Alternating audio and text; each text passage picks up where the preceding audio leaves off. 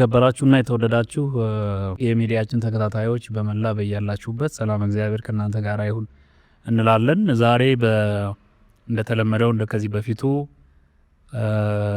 በዚሁ በመንገደ ሰማይ የወንጌል ማስተማሪያ የቤተክርስቲያናችን ሁለተኛ አውደ ምሕረት አድርገን በዚህ ዘመን በምንጠቀምበት በዚሁ ቤተ ጉባኤንና ከቤተ ጉባኤ ጋራ ተያያዥነት ያላቸውን ጉዳዮች በሚመለከት በጣም የምንወዳቸውና የምናከብራቸው ሊቁ መምህር መዝገበ ቃል ከኔ ጋር ይገኛሉ።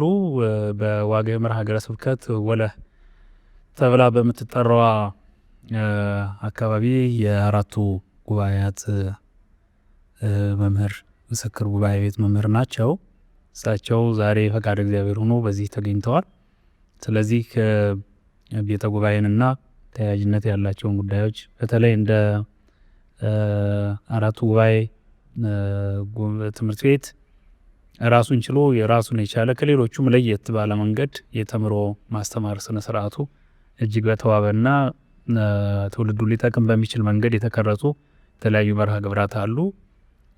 በተለይ ዕውቀተ አእምሮ በሚል ርዕስ ፕሮጀክት ቀርጸው በማይቋረጥ መንገድ በተጠናከረ ሁኔታ ራሳቸው መምህሩ እና ሌሎቹንም በማስተባበር ስራ እየሰሩ እያስተማሩ ያሉበት ሁኔታ ነው ያለው። እንግዲህ እነዚህን በሚመለከት ምን አስበው እንዴት እየሰሩ እንደሆነ መምሬን ጠይቃቸዋለሁ። ለእናንተም ለእኔም ለቤተ ክርስቲያንም ለሁላችንም የሚጠቅም ያሉትን ሁሉ ያስተምሩናል፣ ያስተላልፉልናል።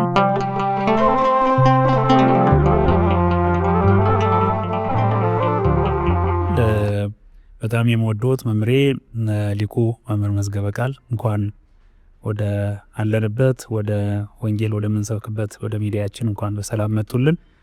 እስኪ ከአነሳናቸው ነገሮች ጋር ተያይዞ ቤተ ጉባኤን የሚወዱ የቤተ ጉባኤ ፍሬ ነዎት።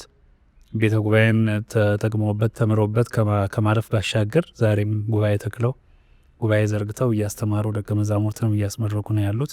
የእርስዎት ጉባኤ ቤቶች ከሌሎቹ ጉባኤ ቤቶች ጋራ ከመተካከል አልፎ ደግሞ ለየት ያሉ ሊወሰዱ ሊበረታቱ የሚችሉ መርሃ ግብራት አለዎት። በተለይ ህፃናትን መሰረት ያደረገ አስተምሮም ሲያስተምሩ ስለሚታይ ይህንና መሰል አሁን ባነሳዋቸው ዙሪያ ሊያስተምሩ የሚፈልጉትን ሁሉ እንዲያስተምሩ በአክብሮት ጋብዝዎታለሁ። እሺ፣ እግዚአብሔር ይስጥልኝ። በተለይ እንደዚህ አይነት ስራዎችን ሰብሰብ ብሎ ሰው የሚሰማቸው ጉዳዮች ላይ ትኩረት አድርጎ መነጋገሩ አስፈላጊ ነው። አቅራቢውም አካል ይህን እንዲያስብ ትልቅ ህሊና ተሰጥቶት በዛ በኩል እንዲህ አይነቶቹ ነገሮች ለሰው ቢዳረሱ የበለጠ ስራ ይሰራሉ ብሎ መሰቡ በጣም ትልቅነት ስለሆነ እንግዲህ ወለህ ጉባኤ ቤት የምንለው በዋግ ኽምራ ሀገረ ስብከት በወለህ ቀበሌ ነው የሚገኘው።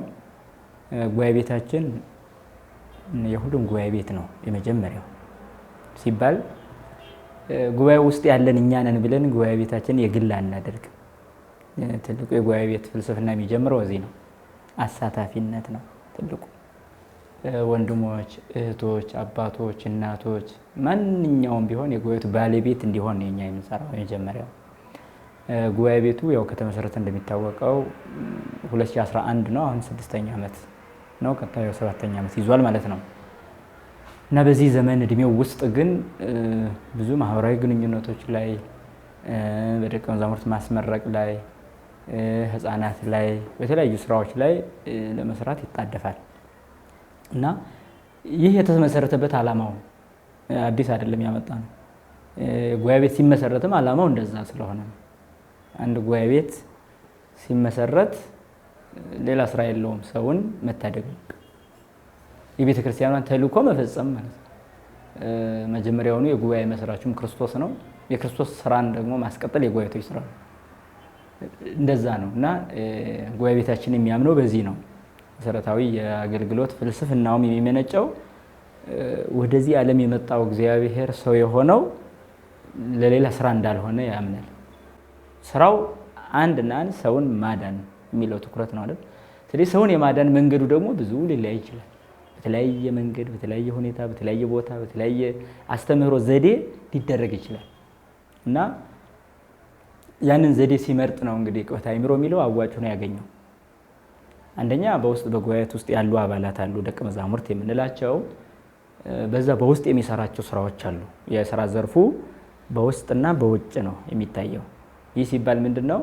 በውስጥ የሚማሩና እንደገና ደግሞ በውጭ በወረዳ በዞን ደረጃ በቀበሌ ደረጃ የሚማሩ ምእመናንን ያሳተፈ ነው ማለት ነው። ታዲያ የመጀመሪያ የውስጥ የሚባሉት መደበኛ ተማሪዎች አሉ፣ 5 ዓመት የሚማሩ 3 ወር የሚማሩ ደግሞ ካህናት አሉ። ይህም በሀገረ ስብከታችን በኩል በጠቅላይ ቤተ ክህነት በሚላክ በጀት የሚማሩ ናቸው።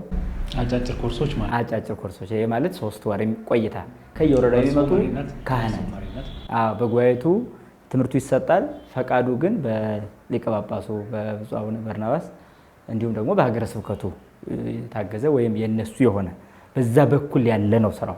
ከዛ ግን ጉባኤ ቤቱ ስራውን ይሰራል ማለት ነው። በዚህ ሶስተኛ ክረምት ላይ ነው የሚሰራው። ክረምት ወጣቱን 1 ወር የ1 ወር አጫጭር ኮርሶች ይሰጣል። ይህ ማለት መንግስት ሰራተኞች መምህራን አሉ፣ ሌሎችም መንግስት ሰራተኞች አሉ። እነሱ ራሳቸውን የሚያዩበት የ1 ወር ቆይታ ፈቃድ አግኝተውም ምን ብለውም በዛች ወር 1 ወር ይማራሉ ጉባኤ ቤቱ ላይ። ይህ ክረምት ማለት ነው። ይህ አሁን ቀጣይ ክረምት 5ኛ ዙር ነው የሚማሩት ማለት ነው። በዚህ በ2017 ማለት ነው። ከ2012 ጀምሮ ነው የሚያስቀጥለው። በጦርነቱ ምክንያት መካከል ላይ 1 ተቋረጠ። እዛ በተረፈ ግን በየአመቱ ክረምት 1 ወር ያስተምራል። 1 ወር የሚያስተምረው ግን በጀት ከየት ያገኛል? ያኛውንስ እሺ በጠቅላይ ቤተ ክህነት በሀገረ ስብከት ነው። የክረምቱ ግን በጀት የለውም። ጉባኤ ቤቱ የቃለ እግዚአብሔር በጀቱን ይችላል። የቃለ እግዚአብሔር በጀት ምን ማለት? የእውቀቱን በጀት ጉባኤ ቤቱ ይሸፍናል። ማስተማሩን መምህር መመደቡን። የአእምሮ በጀት ጉባኤ ቤቱ ይሸፍናል። የሆድ በጀት ደግሞ ራሳቸው ይሸፍናሉ። ምክንያቱም እኛ ጋር ባይመጡ መብላታቸው አይቀርም። አሁን ትልቁ እሱ ነው። አሁን አንድ ሰው እየደነቆረም ሰው መብላቱ አይቀርም። እንዲያውም ፍልስፍናው መንገዱ ምን ይላል? እየበሉ ከመደንቆር እየበሉ መማር ነው የሚለው። ስለዚህ እየበሉ ከመደንቆር እየበሉ መማር በሚል ሀሳብ ሰዎች ቤታቸው ላይም ሆነው ሳይበሉ ስለማይከርሙ እየተማሩ ይብሉ። ስለዚህ ስንቃችሁን ይዛችሁ ኑና ተማሩ ነው የሚለው ነው። ይሄ በነገራችን ላይ የሆነ ቦታ የተከለለ አይደለም። ይሄ የትኛውም ገብቶኛል ካለ መጥቶ የሚማርበት እድል የተፈጠረ ነው። ይሄ በተለይ ክረምቱ ከየትኛውም ቦታ መጥቶ በጀቱን ከፍሎ በቃ ትምህርቱን ብቻ መማር ይችላል። ጉባኤ ቤቱ ይህን እድል ከፍቷል ለወጣቱ ማለት ነው። በዚህ ደግሞ ብዙ ለውጦች መጥተዋል። እነዚህ የውስጥ የቅበተ አእምሮ የጉባኤ ቤቱ ስራዎች ናቸው፣ በውስጥ ስልጠና የሚሰጠው ማለት ነው።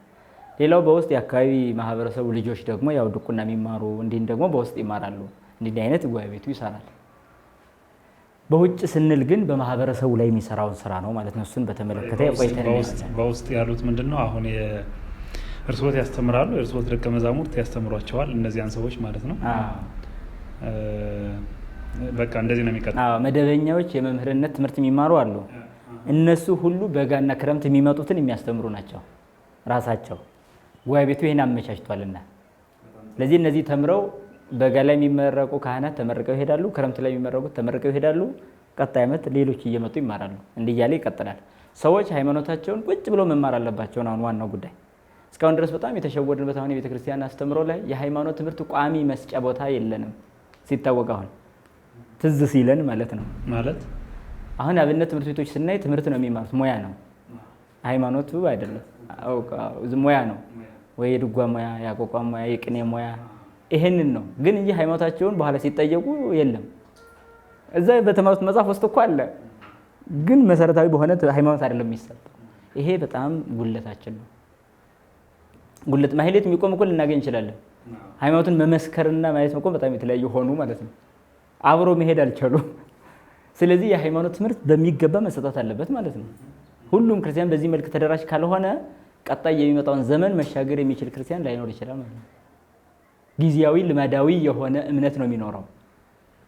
የልማዳዊ ሃይማኖተኛ እኮ ይኖራል፣ እሱ አይደለም አሁን መሰረታዊ ጉዳይ እሱ አይደለም። የልማድ ሃይማኖተኛ ማለት ብዙ ሰው ስላለ ሃይማኖት ያለው ሆኖ የሚኖር እኮ ይኖራል። ለምሳሌ በኦርቶዶክስ ቤተክርስቲያን ውስጥ ብዙ ሰው ስላለ የሚኖር እኮ አለ። ብዙ ሰው ያለው የሆነው እውነት ብትሆን ነው በሚል ጥርጥር ይሄ በትክክል ቁጭ ብሎ ካልተማረ ነገ የመቀጠል እድሉ አናሳ ነው። ሌላው ብዙ ቢሆንም ወደዛ ሊሄድ ይችላል ማለት ነው። በግምት መኖር እና አሁን ሌላ ቤተ እምነትም ላይ ብዙ አባል ካየ ሊሄድ ይችላል። በብዙ የሚያምን ነው እንጂ በእውነት ላይ ያምን ይችላል። እውነትን ደግሞ ስታውቅ ሃይማኖትን ስታውቅ ነው።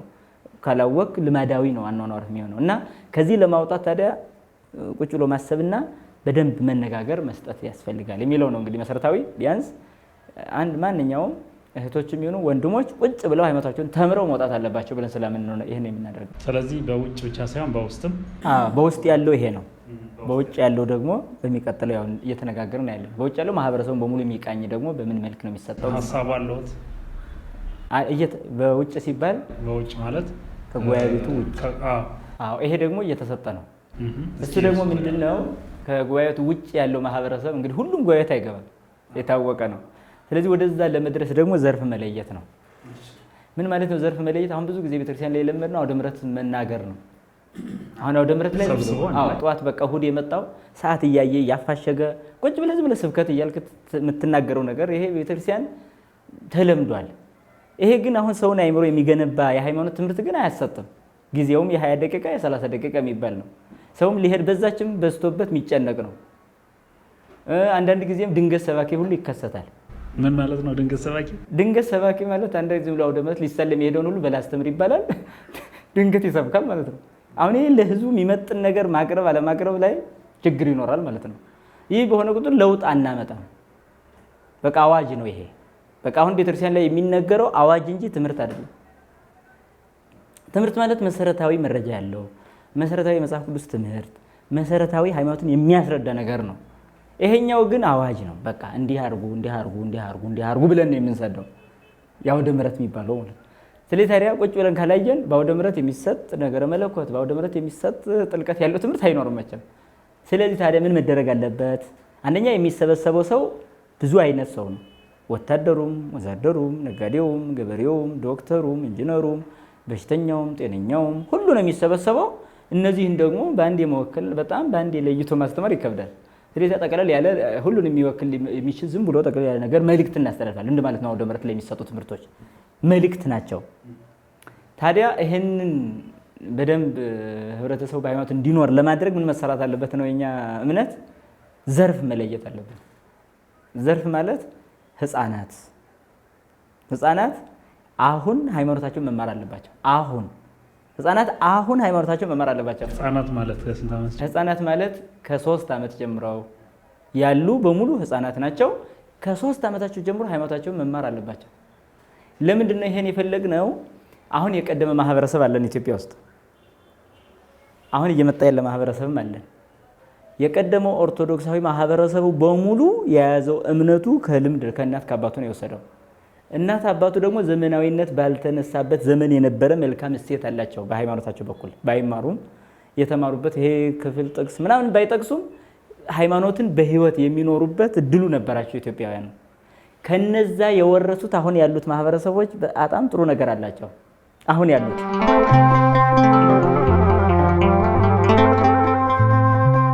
ያሉት ማህበረሰቦች ስንል አሁን ያለነውን ነው እኛ ማለታችን ነው። ስለዚህ እኛ አሁን ከቀደሙት የወረስነው ከእናት ከአባት ያየነው ቤተክርስቲያን ሲሄዱ፣ ሲሳለሙ፣ ሲሰጡ፣ ሲሰግዱ፣ ሲጸልዩ ያየነው ትሩፋት አለ። ወደኛ የቀረ ወላጆች አልፈው በልጆች ላይ የቀረ ትዝታ አለ፣ የሃይማኖት ትዝታ። ይሄንን ትዝታ ነው አሁን ህዝቡ እየኖረ ያለው። ጥምቀትም ሲመጣ፣ መስቀልም ሲመጣ፣ ልደት ሲመጣ፣ ትንሣኤ ሲመጣ ይሄን ትዝታ ነው እያስቀጠለ ያለው ሰው። ከዚህ በኋላ የሚመጣው ትውልድ ግን መካከል ላይ ከቤተሰቡ ጋር የሚለይ ነገር ተፈጥሯል። ምን አንደኛ ዘመናዊ ትምህርት በራሱ ጫና አለው። በራስ መተማመን፣ ለወላጅ አለመታዘዝ፣ ከነዛ የሚመጣውን እውነታ አለመቀበል፣ በእነሱ ምሪት እነሱን መስለው ለመሄድ አለመፈለግ፣ በቴክኖሎጂ መወሰድ፣ ስነ ልቡና እየመጣ ነው። ይህ ሆነ ማለት አሁን ነው ማለት ነው ከወላጅ የሚተርፍ ነገር የለም ለልጅ እንደማለት ነው። ወላጁ ብቻውን ይጾማል፣ ልጁ ያለ መጾም መብት ስላለው መብት አለው ተብሏል። ስለዚህ መብት ሲባል ሁሉንም ነው። ይርበኛል ካለ መብላት ይችላል፣ ይደክመኛል ካለ አለመጸለይ ይችላል፣ ቤተክርስቲያን ሲሄድ ይበርደኛል ካለ አለመሄድ ይችላል እንደማለት ያለ ነው። ይሄ ሳይታወቅ የገባ ምንፍቅና ነው። ስለዚህ ከዛ አንፃር ልጆች ከወላጆቻቸው የሚወስዱት የለም፣ ወላጆችም ወደ ልጆች የሚያስተላልፉት የለም ማለት ነው። አቅማቸው ደክሟል። አሁን የቀደመ ወላጅ ለልጁ የሚያስተላልፍበት አቅምም ነበረው፣ ልጆችም የሚያዩት ነገር ስለሌለ መቀበል ብቻ ነው። መምህራኖቻቸው ወላጆቻቸው ናቸው በቀድሞ አለቀ። በቃ ደሞዝ ተከፍሎለት የሚያስተምር ክላስ ምናምን ተፈጥሮለት ዘመናዊ ትምህርት የሚባል ሳይኖር ወላጅ በየቤቱ መምህር ሆኖ ነው ልጆቹን ሲያስተምር የመጣው። መልካምነትን፣ ሰብእናን፣ ታዛዥነትን፣ ፍቅረ ሀገርን፣ ፍቅረ ሃይማኖትን በሙሉ ወላጅ እያስተማረ መጥቶ ነበር። አሁን ግን ወላጅ ልጁን ማስተማር አይችልም። ሌላ ትምህርት ቤት ተፈጥሮለታል። እዛ ውሎ ይመጣል። ማታም ቴሌቪዥን ይቀበላል ወይም ስልክ ይቀበላል። አለቀ። ወላጅና ልጅ የለም። አሁን ሃይማኖትን በምን ላይ ያሸጋግር ይችላል? አሁን ምንዋል ማለት ነው? ተቋረጠ ማለት ነው። እዚህ ጋር እምነቱ ማለት ነው። አሁን ያለው ከወላጁ ያገኘው ህዝብ እስኪጠፋ ነው የምንጠብቀው። ያጠፋ ማለት ቤተክርስቲያን አባል የላትም፣ ልጅ የላትም፣ ሚድን ሰው የላትም። ምክንያቱም ባንዴ ሊተው ቢችል እንኳን መመለሻ አቅም መስመር የላትም አሁን በዚህ አካሄድ። ምክንያቱም በጣም ተገንብቶ የመጣ መስመር እየተቋረጠ ነው። ታዲያ በዚህ ዘመን ቤተክርስቲያን ማድረግ ያለባት ወይም ጉባኤ ቤቶች መምህራን ሊያደርጉ ይገባል ብዬ የማስበው መቅደም ነው ማለት ነው። ወዴት? አሁን ትልቁ ሃይማኖቱን አይክድም። በቃ አለቀ። በስነ ምግባሩ ዙሪያ ክፍተት ቢኖርበት ያን እንዲያስተካክል ምን ነው የሚነገር? ሃይማኖትን አይቶ ከወላጁ ያገኘው በሙሉ ራሱ እየሰራ ስለሆነ አሁን ምንም ቢሆን ንስሐ ገብቶ ስጋዱም ተቀብለው እንዲሞቱ ብቻ ነው አሁን የሚፈለገው። ሃይማኖት ትተው ወደ ሌላ የሚሄዱበት ቤተክርስቲያን ጥለው የሚጠፉበት ምንም ነገር የለም። አሁን መቅደም የምንለው ግን ምን ላይ ነው? ልጆች ላይ ነው። ለወላጅ ስላልተቻለ ይሄ ነገር ማስተላለፍ የሚችሉበት ስነ ልቡናውም ሞራሉም የላቸውም። ለራሳቸው ማዘዝ እንኳን አይችሉም፣ እንኳን ለቤተክርስቲያን ለሃይማኖት የሚታዘዙ ልጆች ለመፍጠር ለራሳቸው እንኳን። እንግዲህ ወላጅ ማለት እንግዲህ በመከራ መውለዱ ብቻ ሳይሆን ማሳደጉ ስንት ስቃይ እንዳለው ይታወቃል። ይሄን ሁሉ መስዋዕትነት ለልጁ እየከፈለ ልጁ ግን ለወላጁ ምንም አይደለም፣ ምንም አይሰማውም። ስለዚህ ማለት ተቋርጧል ማለት ነው። ታዲያ ሃይማኖት ማስተላለፍ በልጁ በኩል ምን ሞራል አለው? ወላጅ የለውም። ስለዚህ ቤተክርስቲያን ምን ማድረጋት? መቅደም አለባት። መቅደም ማለት ነው ቀጥታ ልጆች ዘመናዊ ትምህርት እየተማሩ ነው። ምንም ቢሆን ዘመናዊ የማይማር የለም። ስለዚህ አሁን ቤተክርስቲያን በዛ በኩል መራመድ አለባት ማለት ነው። መቅደም አለባት። ምን ማድረግ? የራሷን ትምህርት በዘመናዊ መልክ ክላስ አበጅታ እድሜያቸውን ጠብቃ ሲስተሙን መዘርጋት አለባት ማለት ነው። ይሄን ጥበብ ዘርግታ ነው መቅደም ያለባት። ከዛ በኋላ በህፃነታቸው መጫር ምንም ይሁን በቃ ምንም።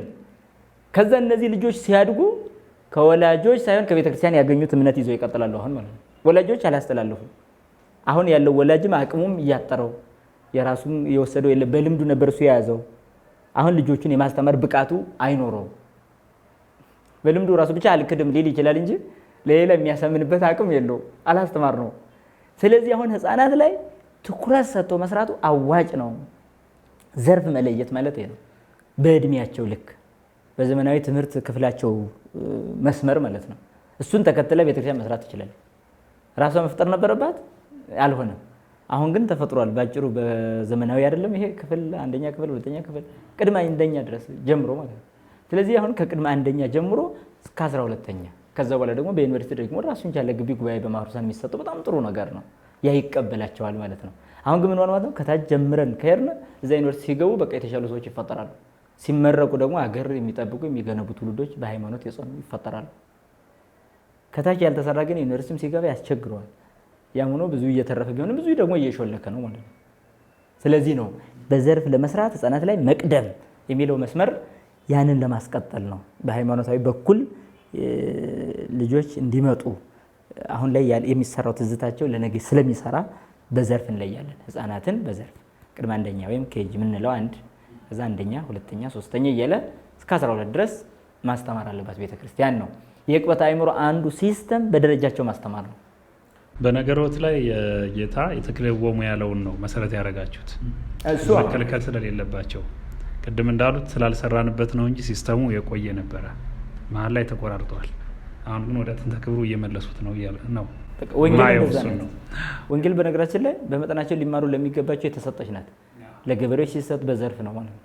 ምሳሌው የሚያሳየን ገበሬ በዛ ብሎ ከተገኘ ገበሬን የሚመለከት፣ ነጋዴ በዛ ብሎ ከተገኘ በዛ ዘርፍ መለየት ማለት ነው። ወንጌል የሚሰራው ሰሚው በበዛበት ማለት ነው። ሰው በበዛበት።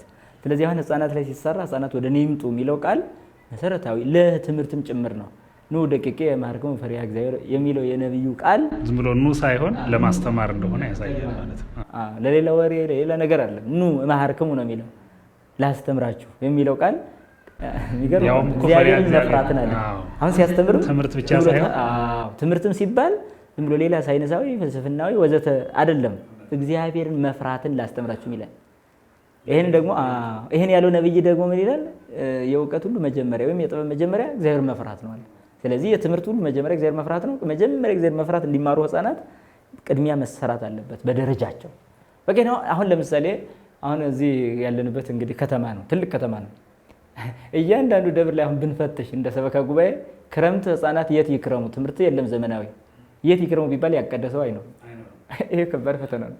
ዝም ብሎ ብቻ ልፍ እያሉ አብነት የሚያስተምሩ ሊኖሩ ይችላሉ። እሱ አይደለም እኔ የምፈልገው። አሁን በግል ማስተማር በራሱ ስህተት ያመጣል። ተቋማዊ መሆን መቻል አለበት። አሁን ለምሳሌ እኔ በግል አንዱ በግል መንደር ላይ ማስተማር ይሄ በዚህ ዘመን ለቤተክርስቲያን አይበጅም።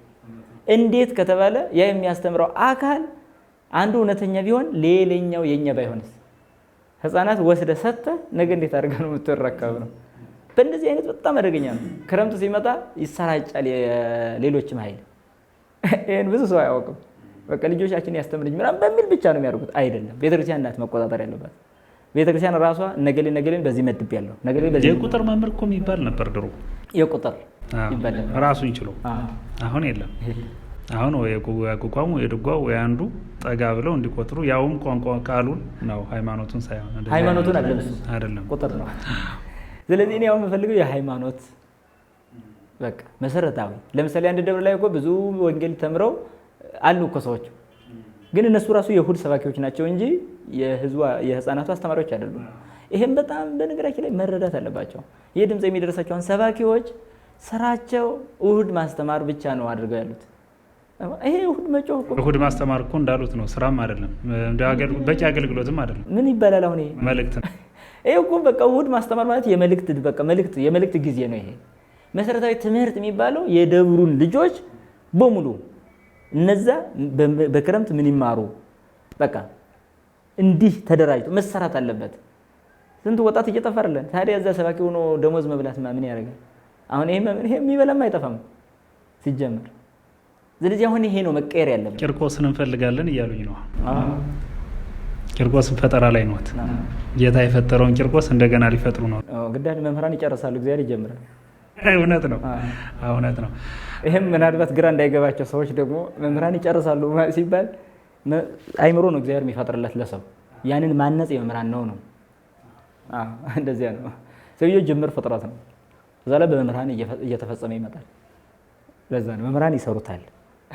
በተለይ አእምሮአዊውን ነገር እሱ ላይ አካላዊ ተፈጥሯዊውን እርሱ ይሰራል። እሱ ሰውን ፈጠረ፣ መምህራን ደግሞ አእምሮ ይፈጥራሉ።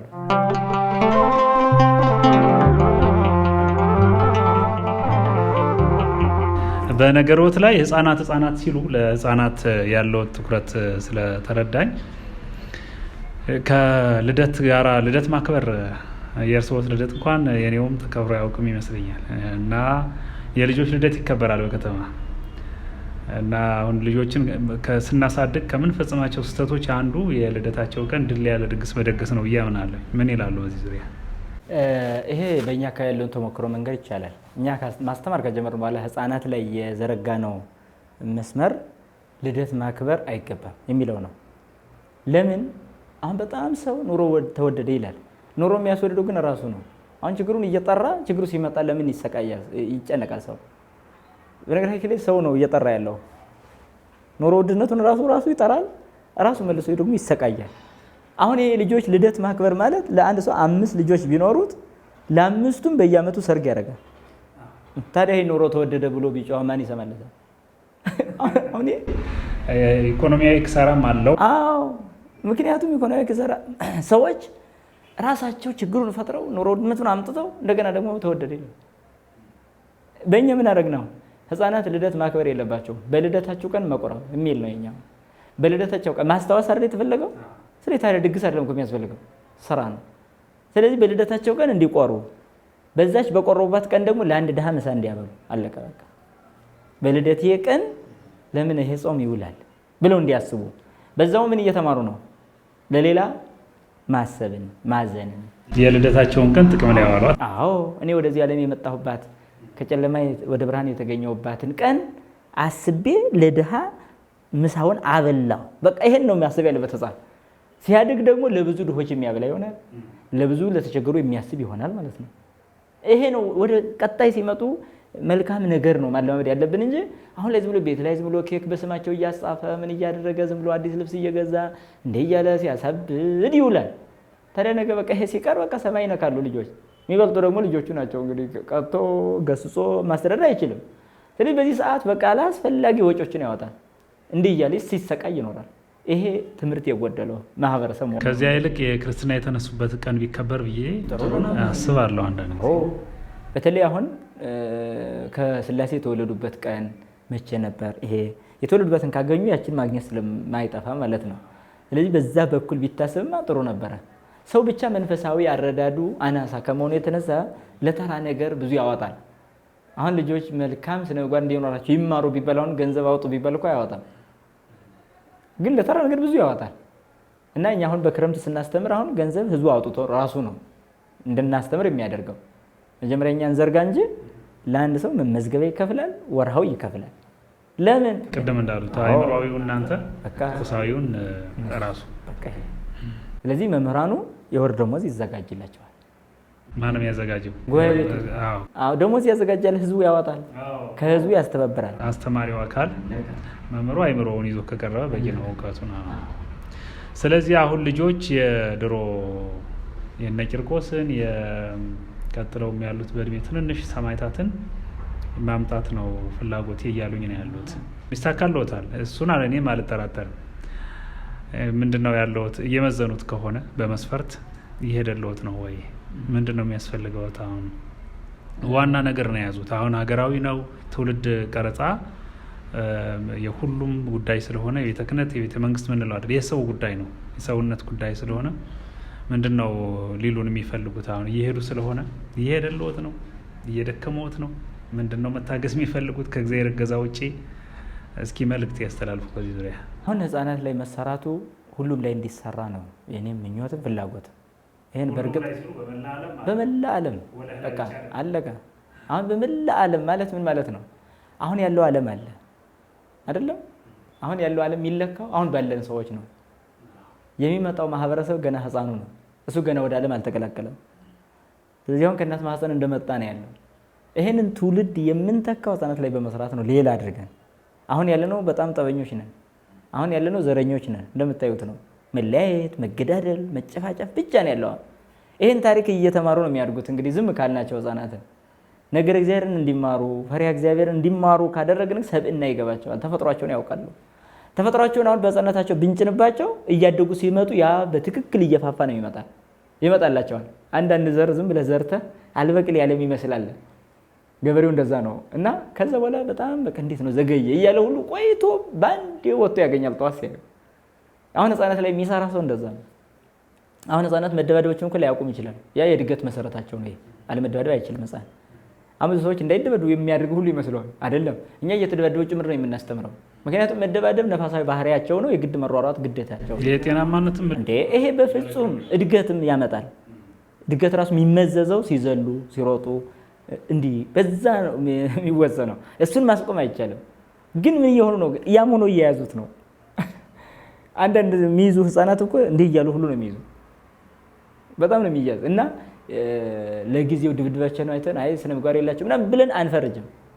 አሁን እየሰራን ያለ ነው በትክክል በእምነት ከሆነ ግን ነገ እግዚአብሔር በመንፈስ ቅዱስ እነዚህን ህፃናት በጥበብ ያሳድጋቸዋል። እኛ የኛ ድርሻ ነው ህፃናት ላይ መሰራ የእግዚአብሔር ፍጥረታት አይደሉ እነሱ።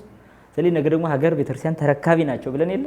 ስለዚህ ተረካቢዎች ላይ ከሰራን እኛ ስናልፈ በእኛ ምትክ እንደኛ ሳይሆን ከኛ የበለጡ ሆኖ ነው የሚተኩት። ከኛ የበለጡ ሆኖ ከኛ የባሱ ሆኖ ሊተኩ ይችላሉ ካልሰራን። ምንም አሁን ከኛ የባሱ ሆኖ ቢተኩ ምን ያደርጋል? አሁን ለቤተክርስቲያን ለሀገር ምን ያደርጋል? ምንም። ስለዚህ እውነት ሀገሬን እወዳለሁ፣ ቤተክርስቲያንን እወዳለሁ፣ ሃይማኖቴን እወዳለሁ የሚል ሰው ባለበት አካባቢ ህፃናት ላይ መስራት ብቻ ነው መፍትሄው። ሌላ ምንም የለውም። ከማን ሊሰራ ይችላል? ከዚህ በኋላ ፖለቲከኛው ላይ እንዳይሰራ አልፏል፣ አይሰማንም።